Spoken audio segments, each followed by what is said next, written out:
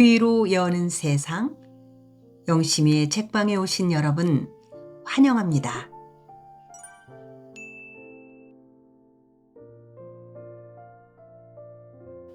지금 우리는 한승원님의 동학제 제2권을 함께하고 있습니다. 지난 12편에서 친정으로 온 별님이가 식구들 앞에서 우아미가 아닌 이인한 어른을 좋아한다고 고백합니다. 하지만 이제는 우다미 총각을 그 어른으로 생각하고 살겠다고 고백을 하지요. 별님이는 우아미에게 일단 잡혀간 지역보를 빼어놓고 도망가서 둘이 살자고 합니다. 우아미는 지역보를 구하기 위하여 고향으로 돌아갑니다. 먼저 홍순서와 이공빈, 양봉수, 김장쇠, 장세돌이 이 사람들을 모아서 고창봉 집으로 쳐들어갈 계획을 짭니다. 그런데 홍순서는 이공빈, 이우암, 오들독, 양봉주, 김동만, 장세돌 이 6사람 중에서 가장 나이도 어리고 날쌔고 힘이 센 이우암에게 앞장서라고 지시를 합니다. 과연 이들은 고참봉 집으로 무사히 들어가서 지역보를 구출해낼 수 있을까요? 우리도 함께 고참봉 집으로 들어갑니다. 제2권 칼노래.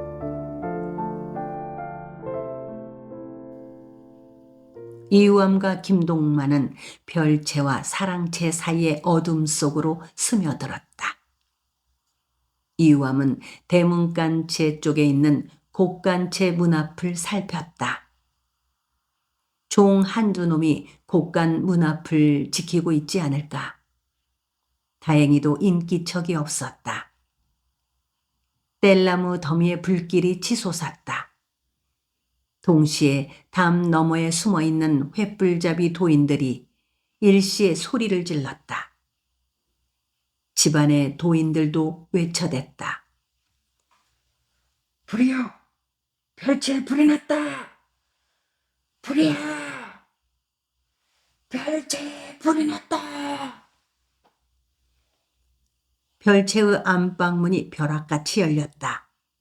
이어 대문간채의 문들이 우당탕탕 열렸다. 종들이 뛰어나왔다. 별당과 사랑채의 문도 열리고 안채의 방문들도 열렸다. 집안 사람들이 모두 마당으로 뛰어나왔다. 곡간문 앞에 앉아 졸고 있던 그림자 하나가 놀라서 별채 쪽으로 달아났다. 그 그림자가 누구야? 하고 소리쳤다. 김동만이 곡간 쪽으로 달려갔다. 이우암도 뒤따라갔다. 곡간문 고리에 자물쇠통이 걸려 있었다. 이공빈이 달려와 열쇠를 김동만의 손에 쥐어주었다. 김동만이 자물쇠통의 밑구멍에 열쇠를 찔러 넣었다. 벙어리 자물쇠통 비슷한 크기의 정자 열쇠이기만 하면 어떤 것이든지 다 맞았다. 곧 자물쇠통이 열렸다. 이우암과 김동만이 광 안으로 들어갔다. 안에는 칠흑 같은 어둠이 담겨 있었다. 그들은 두 손을 팔랑개비처럼 저으며 더듬거리고 다녔다. 이우암의 손끝에 남정네에 처져 있는 몸뚱이 하나가 잡혔다. 물에 홍건하게 젖어 있었다. 그것은 지역보였다. 지역보는 파김치가 다 되어 있었다. 그동안 지역보가 당한 고초를 짐작할 수 있었다. 김동만이 다른 남자의 몸뚱이 하나를 붙잡았다. 그것은 고이철이었다. 고이철이 틈입자들에게 누구냐고 물었다. 이우암이 고이철의 목소리를 알아들었다. 도련님, 저 우암이입니다. 얼른 우리를 따라갑시다. 내가 올 줄 알고 있었다. 나는 놔두고 억부만 데리고 가거라. 모두들 몸 조심하라고 그래라. 일파는 이미 어찌할 수 없도록 크게 벌어졌다. 고이철은 깊이 잠긴 맥없는 목소리로 말했다. 안 됩니다. 함께 가야 합니다. 나는 여기 남아서 해야 할 일이 있다. 어서 가거라. 고이철은 곧 참봉하고 맞대거리를 할 작정이었다. 거기에 갇힌 일에 그는 계속해서 청지기 장기수에게 자기의 아버지를 대면하게 해달라고 청했다. 고이철의 어머니 연씨는 이때껏 입에 물 한 모금도 넣지를 않고 있었다. 광문 앞에서 자기도 이철이와 함께 광에 가두라고 소리를 질러댔다. 그러다가 종들한테 이끌려 별채로 가곤 했다. 김동만이 이우암의 등허리를 철썩 갈겼다. 이우암은 고이철과 김동만이 뜻하는 바를 짐작할 수 있었다. 지역보만을 구해가지고 나갈 작정인 것이었다. 지역보의 몸을 일으켰다. 지역보는 스스로 일어서지 못하고 맥없이 주저앉아 버렸다. 이우암이 지역보를 들쳐업었다. 김동만은 고이철의 몸에 휘감겨 있는 새끼줄들을 풀어냈다. 고이철을 그대로 두고 이우암을 따라 나왔다. 횃불빛이 집안을 훤히 밝히고 있었다. 종들이 우물에서 물을 길어 날렸다. 타오르는 불길 위에 끼얹었다. 고참봉이 소리를 질러댔다. 장기수가 종들을 독려했다. 저놈들 잡아라! 곳간에서 나오는 이우암 일행을 향해 고참봉이 외쳤다. 천혜산이 수졸들을 거느린 채 대문간을 지키고 있었다. 바야흐로 이공빈이 곳간 문 앞으로 다가오는 털보 늙은이의 멱살을 잡았다. 털보 늙은이가 이공빈을 붙잡고 늘어졌다. 김동만이 달려들어 털보 늙은이의 등을 걷어찼다. 털보 늙은이가 소리를 지르며 그를 놓아주었다. 이우암은 지역보를 업은 채 잠시 대문간의 천혜산과 수군들 둘을 노려보았다. 피갑천, 허재비였다. 천혜산은 전날 해저물역의 수졸 둘을 회령진으로 보냈다. 만우한테 정황을 보고하고 후발군을 보내달라고 청했다. 수졸 넷만으로는 디딜방아 놓은 사람들을 모두 잡아들일 수 없는 것이었다. 디딜방아를 놓은 사람들은 모두 동학도인들이라고 장계를 띄웠다. 천혜사는 한밤중에라도 후발군들이 몰려오면 마을을 발칵 뒤져서 디딜방아 놓은 사람들을 모두 끌고 갈 참이었다. 한데 회령진으로 장계를 가지고 간 수졸들은 함흥차사였다.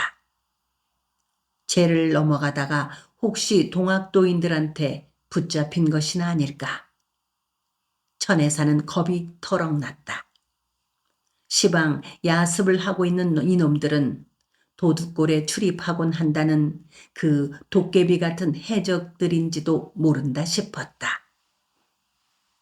이우암은 천혜산과 맞대거리를 하지 않으면 안 된다고 생각했다.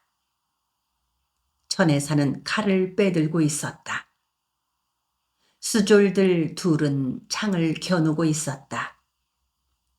이우암과 이공빈과 김동만을 노리고 있었다. 그들은 도간에 든 쥐들인 셈이었다. 천혜산이 그들을 향해 소리쳤다. 좀 더 놓치지 말고 잡아라. 이공빈과 김동만이 이유암이 뒤에 섰다. 어느 사이엔지 오들독, 양봉수, 장세돌이가 달려와 늘어서 있었다. 그들의 손에는 낫과 괭이와 몽둥이가 들려 있었다. 이유암은 김동만에게 지역보를 맡겼다. 장세돌에게 몽둥이 하나를 건네받았다. 그 사이에 불길이 잡혔다. 화강이 없어졌다. 새까만 어둠이 마당안을 덮었다. 차라리 잘 되었다고 이유암은 생각했다. 천장교 저놈이 칼을 들기는 들었지만은 칼을 제대로 쓸 줄 모르는 무지렁이요. 저것들을 내가 당할 테니까 무서워 말고 대문을 열고 나가시오. 들독이 봉수 새돌이 형님들은 수졸들을 맡으시오. 저 깍쟁이 같은 놈들 창 쓸 줄도 모르요. 부지깽이보다 못한 창들인께 두려워 말고 덤비시오. 이우암은 자기 옆에 도인들을 향해 말하고 대문간을 향해 나아갔다. 천혜산과 마주섰다. 천혜산은 어둠 속이었지만 덤벼들고 있는 상대가 이우암이라는 것을 알아보았다. 내덕도의 새터말 안에서 수군들을 무서워하지 않고 맞대거리를 하려 들놈은 이우암뿐인 것이었다. 그는 야습한 놈들이 도둑골의 도깨비 같은 해적의 무리가 아니라는데 일단 안심했다. 그래도 그는 이우암을 함부로 대적해서는 안 된다고 생각했다. 그는 이우암의 명성을 들어 잘 알고 있었다. 큰 허우대를 얼음사니처럼 가볍게 팔짝팔짝 뒤집곤 할 뿐만 아니라 앞곤두 뒷곤두를 자유자재로 한다던 것이다. 이에 대보름 씨름판도 휩쓸었던 것이다. 지난번 내덕도 앞바다의 배 위에서는 이우암이 뛰어 도망을 쳐보아야 물에 빠질 수밖에 없었을 터이므로 그의 졸개들에게 당한 것이었다. 이번에는 사정이 다를 터였다. 비록 그의 편에서 칼과 창을 들었고 상대가 몽둥이 같은 것만을 들었다고 할지라도 만만하게 보고 맞대거리를 해서는 안 될 것 같았다. 더구나 화강까지 없어졌다. 천혜사는 겁이 났다. 그는 어린 놈한테 망신을 당하고 싶지가 않았다. 설사 망신을 당하지 않고 용케 이우암의 몸 일부분을 칼로 벤다 할지라도 크게 이로울 것이 없다고 그는 생각했다. 그는 사실 얼마 전부터 이우암하고 가까워지고 싶었다.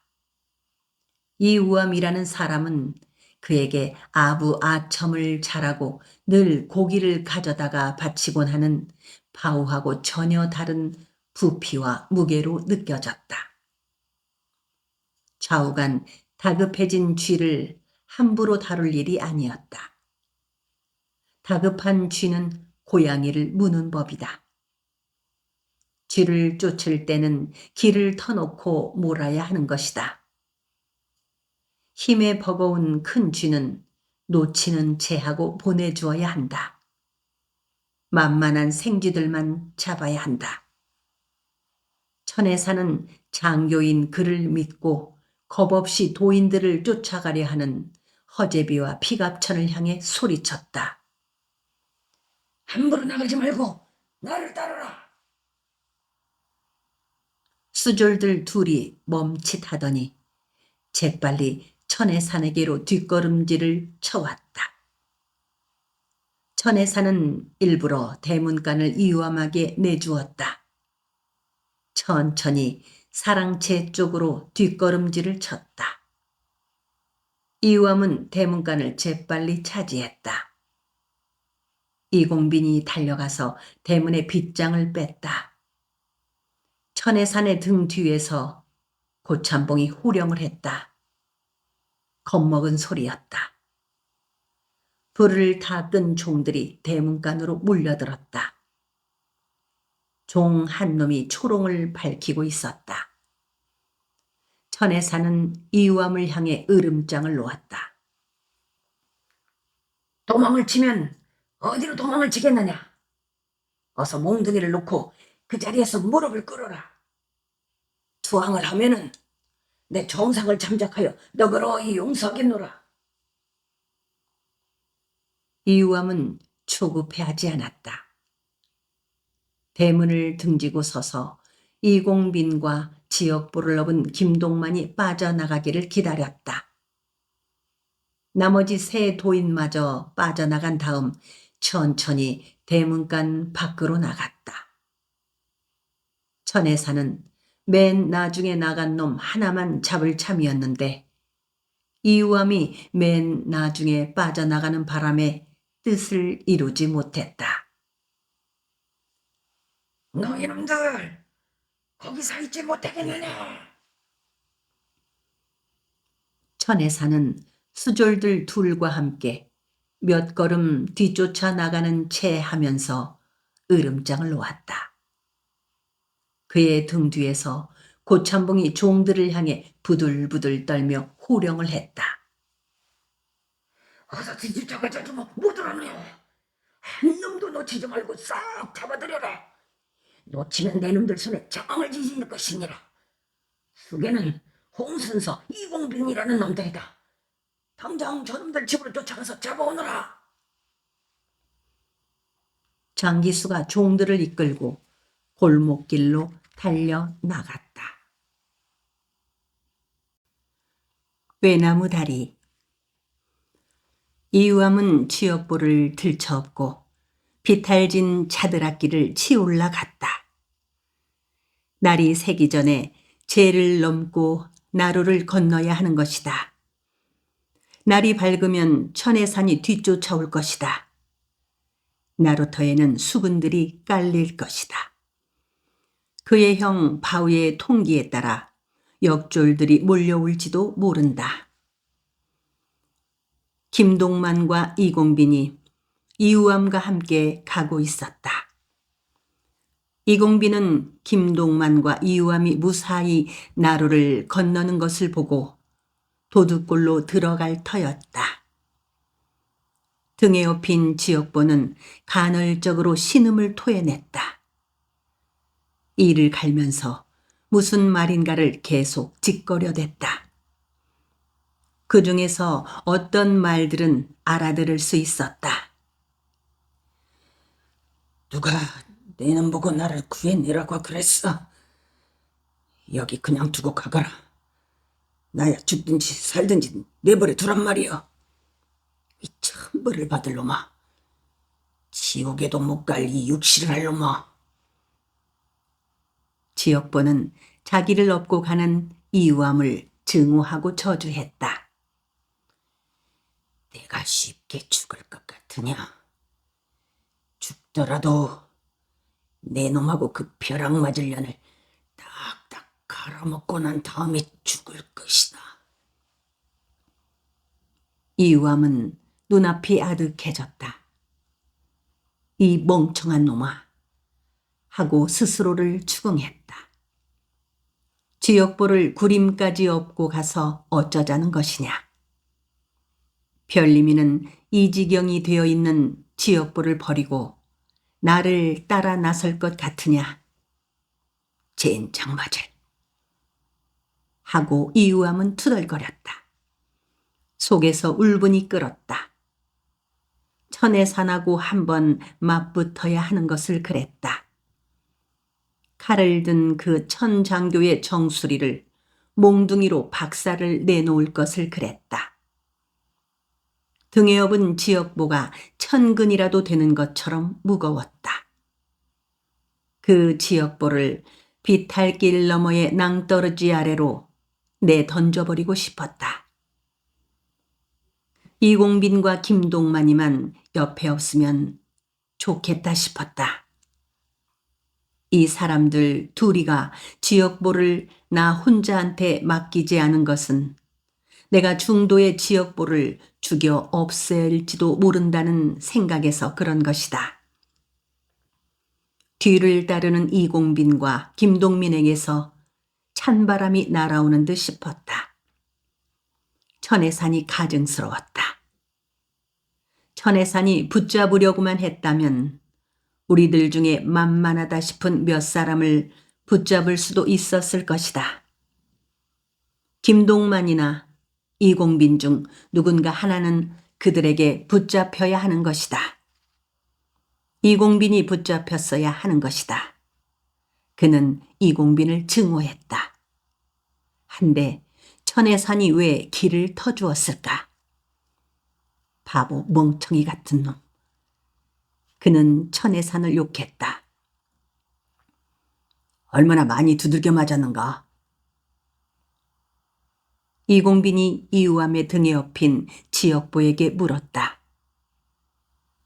무엇이라고 하면서 그렇게 패던가?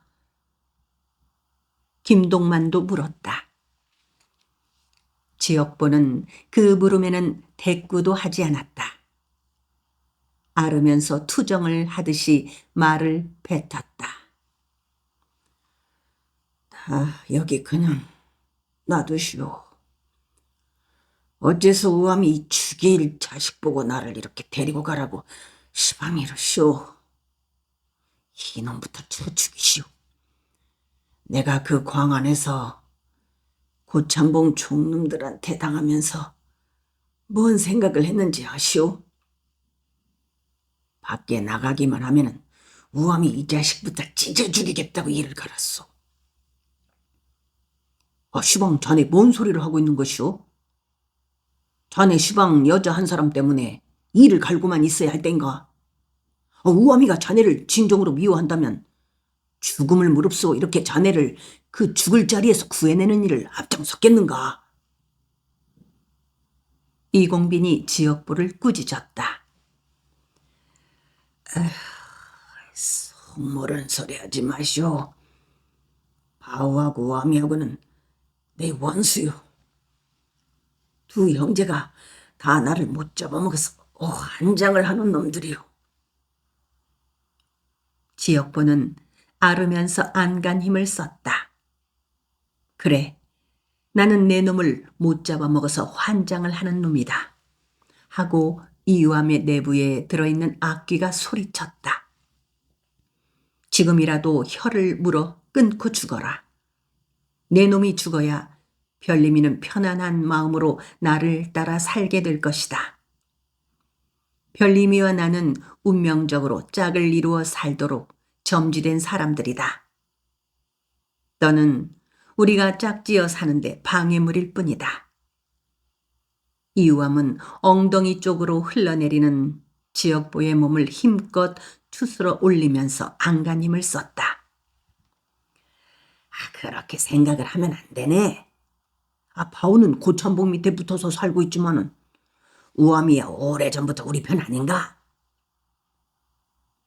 이공빈이 타이르듯이 말했다. 지역보는 짜증스럽게 대꾸했다. 네 편이고 내 편이고 다 실수.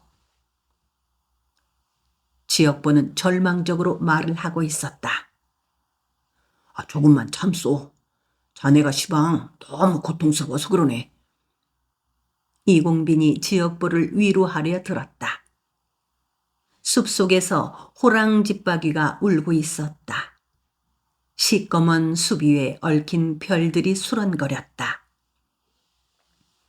좌우간, 나는 사람 노릇하기 다 틀렸소. 디딜방아 놓자고 한 장두가 누구냐고. 그 장두 밑에 누구가 모여서 음모를 꾸몄느냐고. 아주 하체를 못쓰게 해놓들더라. 나는 다 살았소. 아이고, 정직이 놈하고 그 금산이, 평산이, 멍둥이, 거북이, 그 종놈들은 사람도 아니여. 시키면 시키는 대로 인장 사정없이 패고 비틀고. 지역보는 기어들어가는 소리로 울면서 말했다. 제 꼭대기에 올랐을 때 먼동이 텄다. 거기서부터는 김동만이 지역보를 업었다. 지역보는 말을 이었다. 떡매로 발등을 찍어버렸어요. 두 발이 어긋난 것 같소. 나는 내 발로 걸어 다니기는 틀렸소. 그런데다가 또 몸통을 어떻게 비틀어 버렸는지 허리를 도저히 쓸 수가 없어요.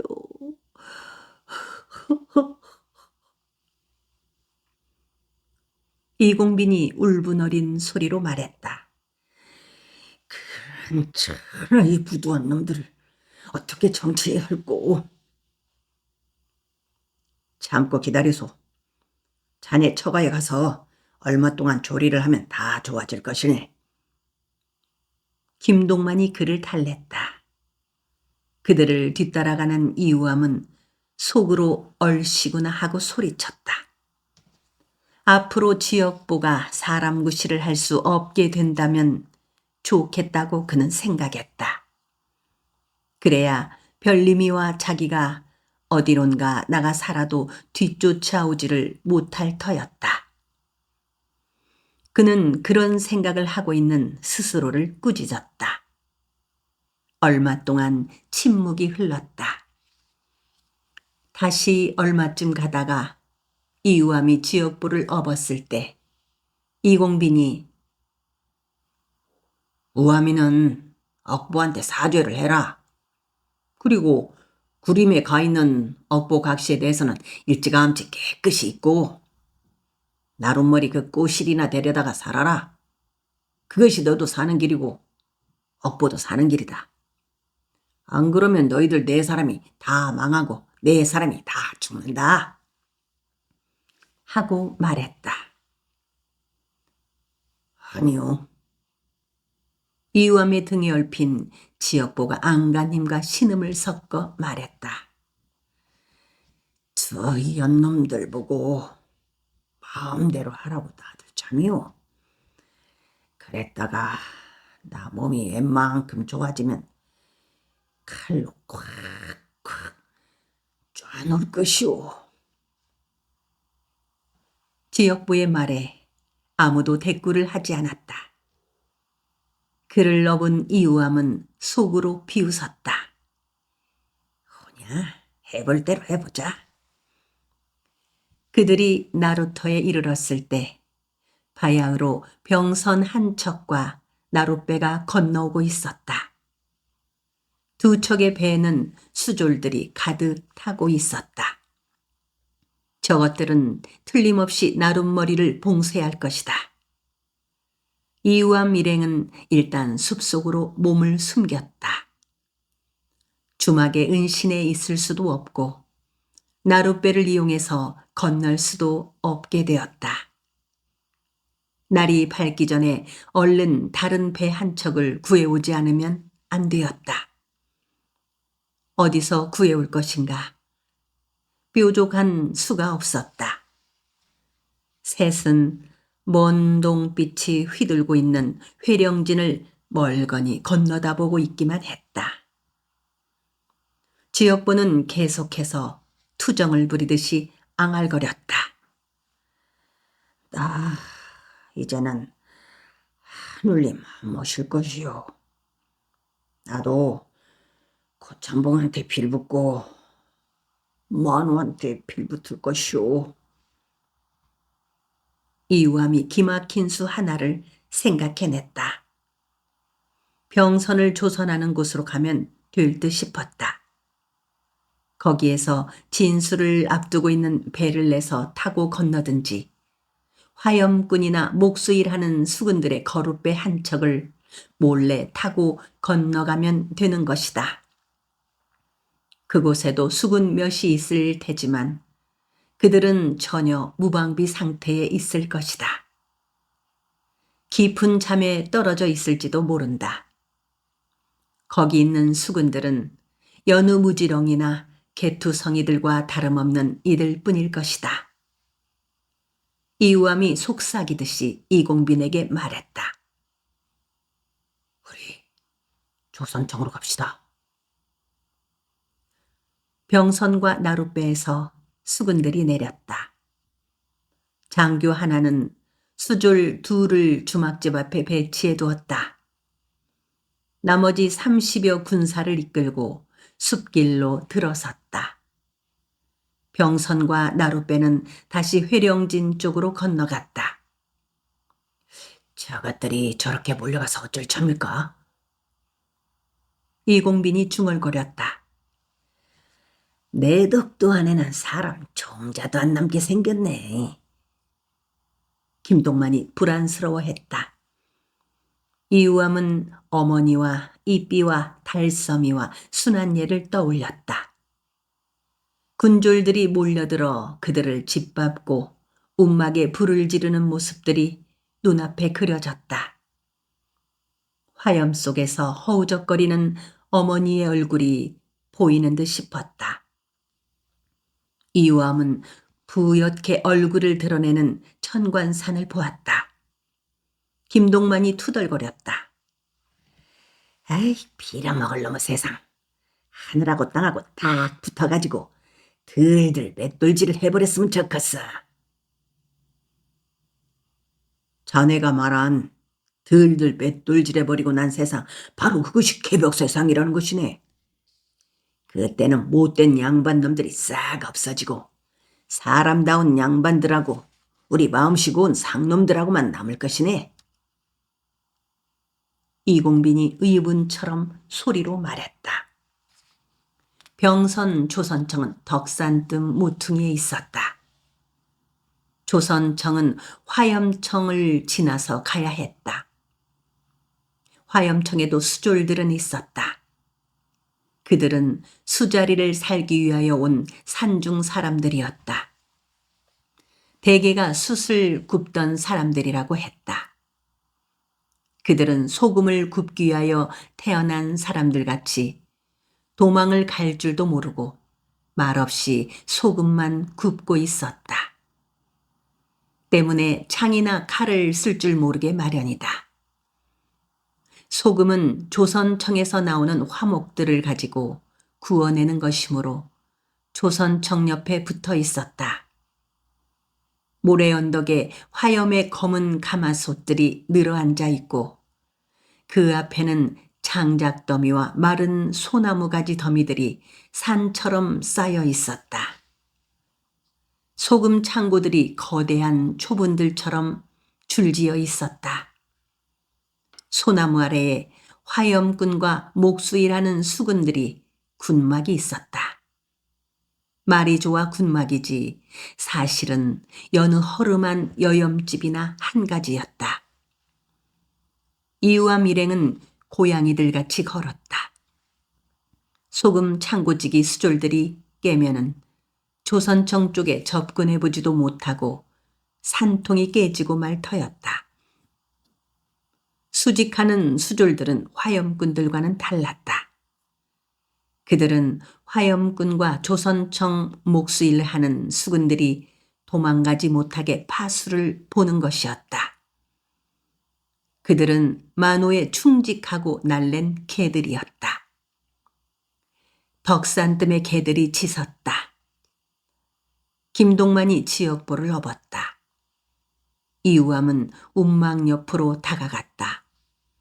번을 서는 군졸이 없었다. 움막 안으로 귀를 기울였다. 안에서는 너댓 사람의 코 고는 소리가 엇갈리고 있었다.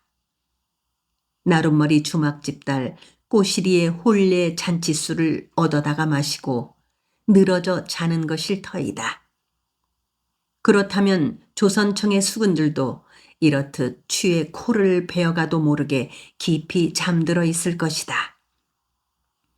푸른 새벽빛이 갯벌과 연안의 곰솔숲에서 피어올랐다. 이우암은 김동만과 이공빈에게 빨리 오라는 손짓을 했다.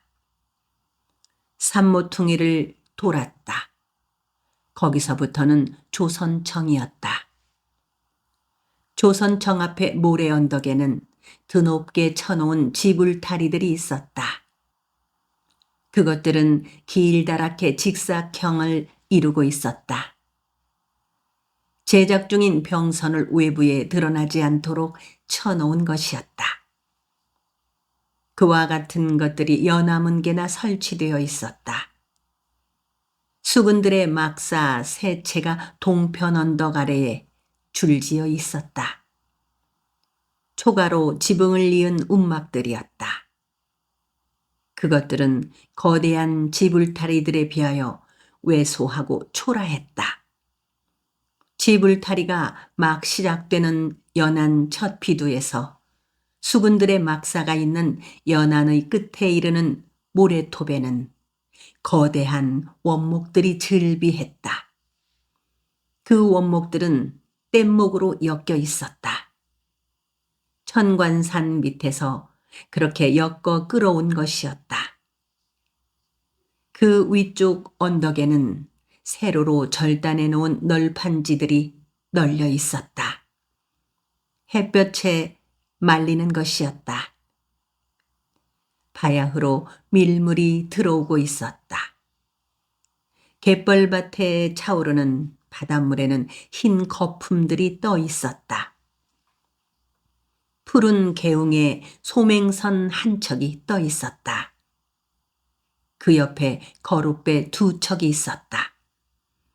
개웅은 바다 한가운데로 활등같이 굽이 돌아나갔다. 배들은 서쪽으로 뱃머리를 두른 채 천천히 몸체를 흔들어댔다. 이우암과 이공빈과 김동만은 그 조선청에서 병선을 짓지 않는다는 것을 잘 알고 있었다. 지불다리들을 드높이 쳐놓고 제작을 하는 것은 병선이 아닌 어선을 제작하고 있기 때문이다. 조은을 하는 지토선도 이곳에서 제작하곤 하였다. 그것이 탄로나지 않게 하려는 것이었다. 근동 사람들은 그 사실을 모르는 사람이 없었다. 그 어선을 제작하여 팔아가지고 돈을 챙기는 것은 만호였다. 만호의 주된 수입원은 조선청과 소금 구워내는 곳이었다. 그들은 네모진 지불타리 모퉁이에서 발을 멈추었다. 김동만이 업고 온 지역보를 모래밭에 내렸다. 지역보는 계속 투정을 부렸다. 시방 나를 어디로 데리고 가려 그래요. 우리 집으로 데려다 주시오. 우리 어머니한테 데려다 줘요. 구림의 그년한테는 가기 싫소. 이공빈이 재빨리 지역보의 입을 손으로 막았다. 입을 틀어막힌 지역보는 낑낑 소리를 내며 울고 있었다. 김동만의 입이 부어올랐다. 오래전부터 김동만은 이우암을 증오하고 있었다. 죽어서 좋은 데로 가려면 참을 먹고 맘 돌려라. 김동만은 이우암만 알아들을 수 있도록 낮은 목소리로 말했다. 이공빈이 김동만의 옆구리를 힘껏 쑤셨다. 조용히 하라는 것이었다. 김동만이 지역보의 귀에 대고 참고 가만히 있어서 내가 자네 각시밤 돌리도록 해줄 텐게 하고 말했다. 이우암은 김동만을 아랑곳하지 않고 조선청과 군막들 주변의 동태를 살폈다. 아무도 없었다. 바람이 지불타리의 지푸라기들을 쓰다듬고 지나갈 뿐이다. 목수일하는 수군들은 깊은 잠에 빠져 있었다. 번을 서는 수군들도 보이지 않았다. 취하여 자고 있음에 틀림없었다. 그는 가장 가까이 떠 있는 거룻배를 노렸다. 그가 지역보를 들쳐업고 물을 밟으며 거룻배를 향해 나아갔다.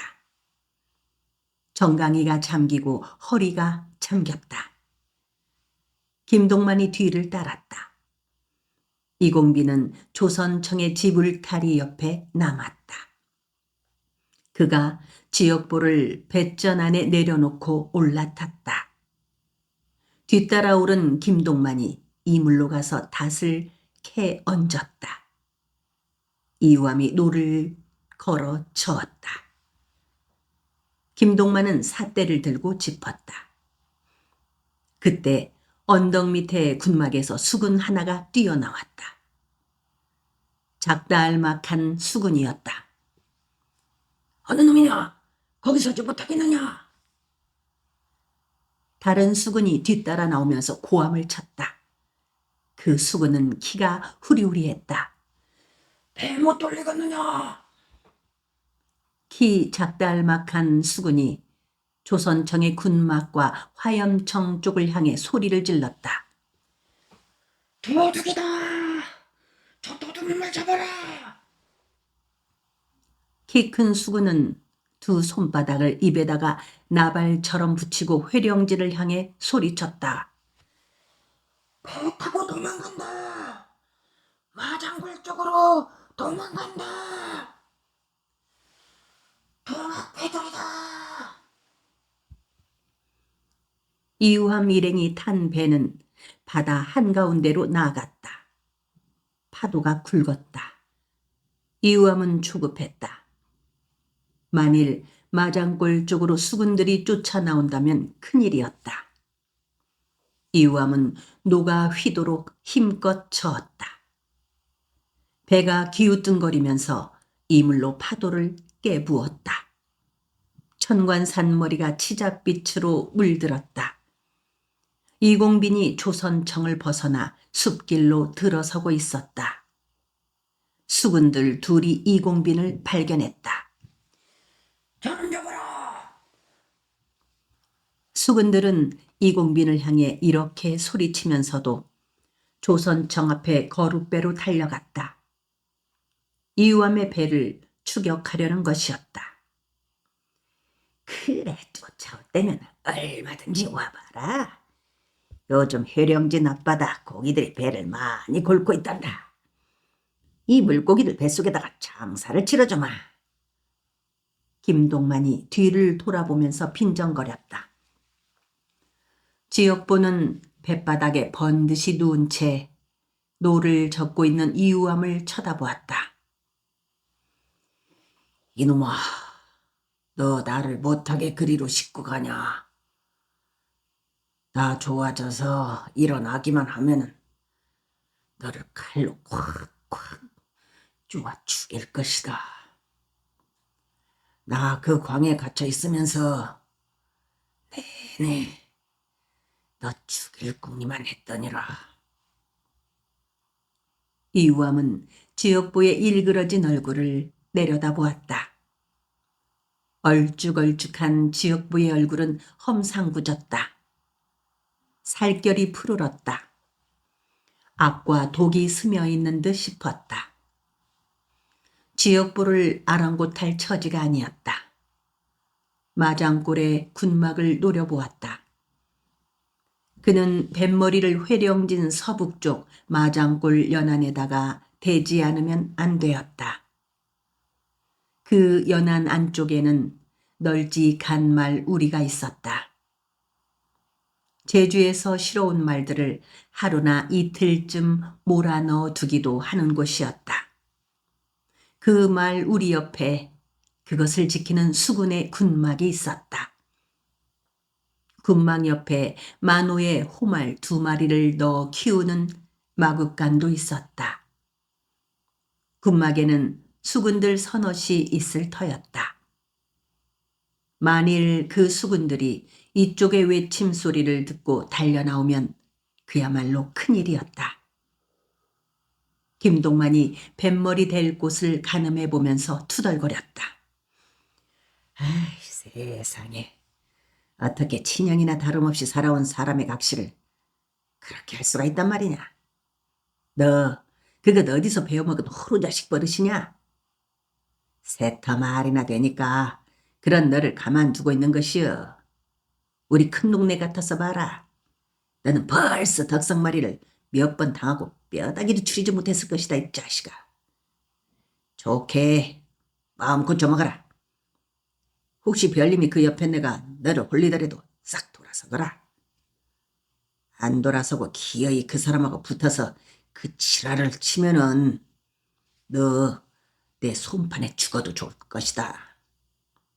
나는 사람으로서 사람 된 짓을 하지 않는 사람은 죽어도 못 보고 산다. 이유함은 김동만의 말을 못 들은 채 했다.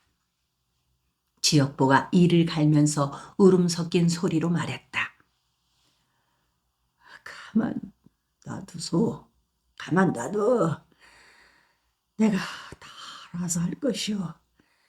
나도 바늘로 쓰시는 놈한테는 바늘로 쓰셔주고 도끼로 치는 놈은 도끼로 칠 줄 아네. 거룻배를 타고 그들을 쫓아오는 수군들이 회령진 쪽을 향해 계속 외쳐댔다. 배도둑이다. 마장골 쪽으로 도망치고 있다. 마장골로 도망친다. 그 수군들의 외침이 파도 소리 속에 묻히고 있었다. 바다 건너 마장골의 군막에서는 아무런 기척이 없었다. 운 좋게도 그곳 수군들은 번서는 놈이 없고 모두들 노루 귀잠을 든 모양이었다. 나를 시방 어떻게 하려고 이렇게 데리고 가냐? 가다가 어떻게 할 참이냐? 나는 내 놈이 진정으로 나를 구해내려고 이러는 것이 아니라는 것을 다 안다. 덕문이가 따라왔으니 망정이지. 안 그랬으면은 너는 나를 이 바닷물 속에 쳐 넣어버리고 갈 참이지. 그랬지. 솔직하게 말해봐라 이놈아. 내가 이 지경이 되었어도 이 바다에서 죽고 말 대가 아니다. 그때 마량에서 나룻배 뒤집혔을 때 이 집강 옆에 차고 햄을 추운 나다. 뱃바닥 위의 지역보는 이우함을 향해 앙알거렸다. 등 뒤에서 수군들이 쫓아오고 있다는 것을 왜 생각지 않을까? 마장골 군막에도 수군들이 있다는 것을 왜 생각지 않을까? 만일 마장골 군막에서 수군들이 쫓아나온다면 지역보와 김동만을 놔두고 나 혼자서만 도망을 쳐버리자. 그러면 김동만도 나를 따를 것이고 결국 지역보는 그들에게 붙잡힐 것이다. 등 뒤쪽에 수군들은 계속 외쳐댔다. 그 외침이 번져가고 있었다. 소금 창고를 지키는 수졸들이 그 말을 받아서 외쳤다. 그 외침을 나룻머리 지키는 수졸들이 받았다. 회령진 쪽 나룻머리에서도 외쳤다. 뱃머리를 마장골 연안의 모래톱에 댔다.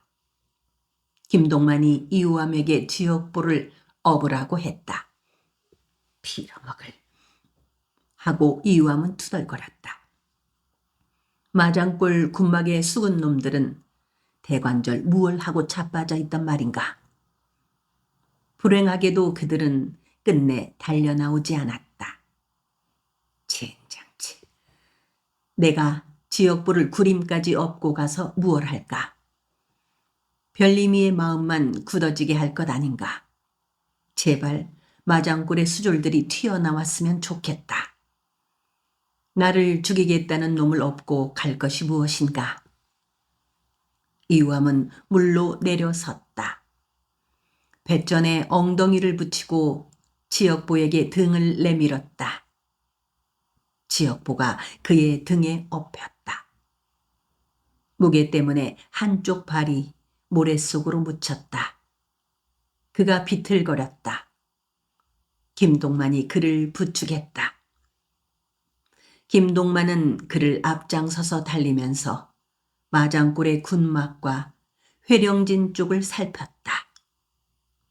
다행스럽게도 마장골의 군막에서는 수졸들이 쫓아오지는 않았다. 그래도 이우암은 턱에 숨이 차도록 뛰었다. 모래언덕 넘어 소나무 숲속으로 들어섰다. 잔등에 올라서면서 뒤돌아보니까 쫓아오던 수졸들은 이우암 일행 뒤쫓을 것을 포기하고 거룻배만 끌고 돌아가고 있었다.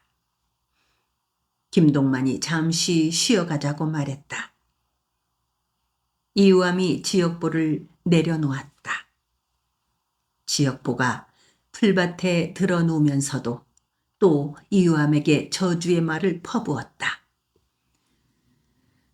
이놈, 너는 천벌을 받을 것이다. 아니, 그것도 부족해. 그보다 더한 것을 내 놈의 2대, 3대, 4대, 5대, 6대, 9대, 10대에 걸쳐서 받아야 한다. 하눌림 하고 이우암은 속으로 중얼거렸다. 바다를 내려다보면서 눈을 감았다. 그의 몸은 땀에 흥건히 젖어 있었다. 지역보의 몸은 무거웠다. 지역보를 업고 비탈진 잔등을 올라오기가 힘들었다. 앞으로 구림까지 어떻게 달려갈까? 날이 밝았으므로 좋은 길을 버리고 산을 타고 가야 할지도 모른다. 이 무슨 쓸데없는 헛고생이란 말인가? 고참봉의 광에 갇혀있던 사람을 밖으로 끌어내기만 했으면 그만이지. 또 구림의 별님이한테까지는 왜 데리고 간단 말인가? 우엄아, 여기서 억보 이 사람한테 잘못했다고 빌어라. 김동만이 말했다. 이우암은 속으로 소리쳤다. 내가 뭘 잘못했단 말인가? 이놈아, 남의 유부녀 겁간한 죄가 뭔 죄인 줄 아냐? 몇 싸가지고 아무도 보지 않는 곳으로 끌고 가서 그냥 두들겨 패 죽여버려도 말을 못하는 죄다. 알겠냐? 그래, 아무도 없는 곳으로 끌고 가봐라. 하고 이우암은 속으로 소리쳤다. 놔두소. 나는 이미 그년의 마음이 나한테서 떠난 것을 다 알고 있네. 다 포기했어. 두 연놈을 죽일 일만 남았네. 나도 이제는 독사가 되어버렸어. 언제 저 자식을 칼로 난자에서 죽이느냐 하는 시기만 남았어. 지역보는 이를 갈면서 하고 안간 힘을 쓰더니 이우암을 향해 말했다. 내 눈이 시퍼렇게 살아있는 한에는 너희 두 연놈이 마음 놓고 붙어 살지는 못할 것이다. 너 싸게 안 빌 테냐? 김동만이 이우암을 향해 말했다. 이우암이 김동만을 향해 돌아섰다. 내가 무엇을 잘못했는데 빌란 말이오? 너 정신 못 차렸구나. 눈알이 뒤집혔어. 소문이 쫙 났더라. 새터말 지역부가 소금 장사를 다니는 동안에 내내 바오네 동생 이우암이란 놈이 밤이면 밤마다 억보각시를 제 각시 품고 자듯이 품고 자고 난다더라고. 내 덕도 안 뜨니 소문이 쫙 났어. 김동만이 이우암의 멱살을 잡아 흔들었다. 그랬어? 그랬으니까 어쩌란 말이오?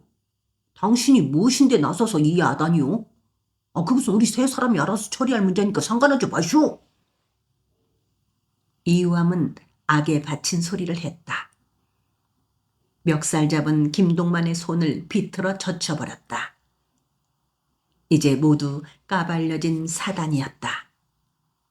움츠리고 기실 것도 없었다. 아하, 자네. 하고 김동만이 기막혀 했다. 이놈, 네 놈이 장사 같은 힘만 믿고 삼강 오륜을 마구 짓밟는구나. 오나 잘한다. 지역보가 안가슴을 주먹으로 치면서 이를 갈았다. 홍순서, 이공빈, 지역보, 이우암이 큰동네 김동만, 그놈들이 작당을 해서 근동 사람들을 선동하여 몰려들었으랬다. 그 가운데 괴수는 홍순서 그놈일 터이고. 고참봉은 서자인 고이철에게 다짐을 받으려고 하였다. 나으리, 그것을 추궁하고 따지고 가리려 하지 마시옵고 얼른 그 구린 냄새나는 자리에서 과감히 털고 일어서야 옵니다. 고이철은 앞에 선 고참봉을 쳐다보았다. 그들 부자는 곳간채 광 안에 있었다. 그들 사이에 악산이가 광솔불을 켜잡고 서 있었다. 고참봉의 등 뒤에는 청지기 장기수가 서 있었다. 장기수 뒤에는 금산이와 평산이가 수졸들 둘이 나란히 서 있었다. 고참봉의 얼굴은 창백했다. 그의 수염은 하늘하늘 떨렸다. 그는 흰 바지 저고리에 알 상투바람이었다. 잠자리에서 뛰쳐나온 것이었다. 나으리, 아직도 늦지 않았사옵니다. 근동 사람들이 무엇을 원하고 있는지 한시바삐 헤아리시지 않으면 안 됩니다. 당장 그 쓸모없는 연못과 돌다리 놓는 역사를 얼른 그만두게 하십시오. 아버님께서는 한시바삐 헤어나셔야 할 미망이 있사옵니다. 만일 그 미망에서 깨어나지 않으시면 더욱 큰일이 닥칠 것이옵니다. 문 밖에서 고이철의 어머니 연씨가 원망 어린 소리로 통사정을 하였다. 나으리, 그 애물단지 제발 풀어내서 보이지 않는 곳으로 멀리 쫓아버리십시오. 개도 가둬놓으면 더 사나워집니다. 고천봉은 말없이 고이철을 내려다보기만 했다. 고이철은 고천봉을 향해 말을 이었다. 대세를 바로 보아야 합니다. 때가 늦은 다음에 후회해봐야 이미 돌이킬 수가 없게 될 것입니다. 시방, 얼른 손을 쓰십시오. 만호가 수군들을 풀어서 근동 백성들을 잡아들이는 것을 못하게 막으십시오. 디딜방아를 빙자하여 백성들을 탄압하고 수탈을 일삼도록 해서는 안 되옵니다. 그 화가 참붕 어른한테 미치게 됩니다. 만호는 임기가 끝나면 멀리 떠날 어른입니다. 그렇지만 참붕 어른은 여기에서 대대로 살아가실 어른이십니다. 고기는 물을 떠나서 살 수 없사옵니다. 사람한테서 인심이 떠나버리면 고기한테서 물이 떠나버림과 같사옵니다. 물 없는 곳에서 고기가 어떻게 헤엄을 치고 숨을 쉬겠사옵니까? 쓸데없는 주둥아리 놀리지 말고 내가 묻는 말에 썩 대답이나 하거라 이놈아. 고참봉은 호통을 쳤다. 고이철은 의젓하게 태연스럽게 말을 했다. 디딜방아 놓아서 찌어댄 것을 어리석은 개투성이들의 멍청스러운 짓거리라고 우습게 생각지 마시옵소서. 그것은 무서운 하늘의 뜻이옵니다. 공자께서는 밥이 하늘이라고 했사옵니다. 밥을 구하고자 하는 백성의 뜻은 하늘의 뜻과 내통이 되어 있사옵니다. 밥을 굶주리는 백성이 분심하여 몽둥이를 들고 일어난다는 것은 곧 하늘이 일어나는 것이옵니다. 듣기 싫다 이놈아. 고참봉은 고함을 쳤다. 그는 머지않아 수군들 한때가 몰려올 것이라고 생각했다. 그때는 그들이 쥐나 개나 가리지 않고 붙잡는 대로 회령진으로 끌어갈 터였다. 그 서슬에 천혜산이 고이철을 끌어가려 할지도 모를 일이다. 연씨가 애절하게 통사정을 하곤 하는 꼴을 더 두고 볼 수도 없었다. 여봐라, 이 못된 놈을 끌어다가 뒤편 모퉁이 갯벌밭에다 매어 쳐버리도록 하거라. 그리고 노두 밖으로 쫓아내라. 이후로는 내덕도 땅에 발을 붙이지 못하게 하더라. 고참봉은 시근거리면서 말을 이었다. 어른을 능멸한 죄로 생각하면 아주 발가벗겨서 내쫓고 싶다마는 그럴 수는 없는 일이다. 사흘 먹을 양식만 괴나리 모찜에 싸서 내쫓도록 해라. 한치도 어긋남이 있어서는 물고를 낼 것이니라. 장기수와 종들이 허리와 머리를 깊이 조아렸다. 서둘러 거행하렸다. 고참봉은 밖으로 나갔다. 평산이가 고이철을 부축해 일으켰다. 고이철은 평산이를 뿌리치고 혼자서 걸었다. 내가 왜 쫓겨난단 말이냐. 밖에 있던 망둥이와 꺼무기는 고이철의 어머니 연씨를 별채 쪽으로 부축하여 갔다. 연씨는 그들을 뿌리치려고 했지만 그들은 그녀를 놓아주지 않았다. 고이철은 사랑채로 갔다. 고참봉과 한 차례 더 맞대거리를 할 참이었다. 아주 일이 터진 김에 마무리를 지어야 한다고 그는 생각했다. 연못 파는 일과 바윗돌 다리 놓는 일을 중단하라고 들이댈 참이었다. 창고를 허물어 곡식을 근동 사람들한테 나누어 주라고 말할 생각이었다. 그것 말고도 고참봉에게 주청할 말들이 수없이 많았다. 고일평의 아내 안씨가 한 외간 남자와 사통을 하고 있음도 말해주고 싶었다. 그렇게 주청을 할 사람은 자기뿐이라고 생각했다. 그것이 자기가 할 수 있는 가장 큰 효도라고 생각했다. 장기수가 그를 막았다. 별채로 가서 준비를 하라고 말했다. 어허, 참 이러지 마시오. 잠봉 어른 말은 저렇듯 독하게 사흘 먹을 양식만 주어보내라고 하시지만 사실은 그렇지 않습니다. 올바른 사람이 되라고 그러시는 겁니다. 이철이 모자를 위해서 생각을 미리 다 해두고 있으십니다. 엽전 한 꾸러미를 챙겨주라고 하셨습니다. 별채로 가서 준비를 해가지고 조용히 떠나십시오. 그것이 서로를 위해 좋은 일일 것입니다. 그리고 시방 사랑채에는 천장교하고 수졸들이 있어서 잠봉 어른을 만나볼 수도 없을 것입니다요. 장기수의 말은 냉랭했다. 평산이와 금산이가 고이철의 팔 하나씩을 잡고 이끌었다. 고이철은 종들을 향해 버럭 소리를 질렀다. 이놈들아, 여기도 와라. 내 아버지를 내가 뵙겠다는데 왜 방해를 하느냐. 고이철은 별채로 이끌려갔다. 어머니 연씨가 그를 맞았다. 버선발로 쫓아나온 그녀가 그의 두 손을 이끌고 방으로 들어갔다.